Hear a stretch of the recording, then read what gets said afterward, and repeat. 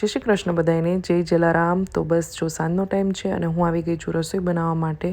તો આજે એમાં એવું હતું કે બપોરનું થોડુંક શાક બચ્યું હતું ભરેલું રીંગણાનું, પણ એમાં રીંગણા નહોતા કારણ કે રીંગણા મેં ઓછા નાખ્યા હતા, મારા એક પૂરતા જોઈએ એટલે। પણ બટેટા અને મસાલો બચ્યા હતા, તો એમાં રસો કરી નાખ્યો એટલે ચાલે, કારણ કે બેમાંથી એકેય દીકરીને શાક નહોતું ખાવું, એને ખાવા હતા લસણવાળા થેપલા। તો બસ જો અહીંયા મેં લોટ લઈ લીધો છે, પછી એમાં બેઝિક મસાલા નમક, હળદર ને મરચું, 1 ચમચી જેટલી હિંગ, 15થી 20 કળી જેટલું વ્યવસ્થિત લસણ અને મેથી સમારીને ધોઈને સરસ નાખી દીધી છે, અને 2 થી 3 ચમચી જેટલું મોણ નાખીને પહેલાં મસાલા મિક્સ કરી લીધા અને પછી ધીમે ધીમે પાણી નાખી ને રોટલી જેવો લોટ બાંધી લીધો, અને એને આપણે 15થી 20 મિનિટ જેટલો રેસ્ટ આપી દઈશું। પછી રેગ્યુલર કરતાં થોડાક ભૈરા એવા થેપલા વણી લેશું, કારણ કે સેજ ભૈરા હોય ને તો ટેસ્ટમાં વધારે સરસ લાગે।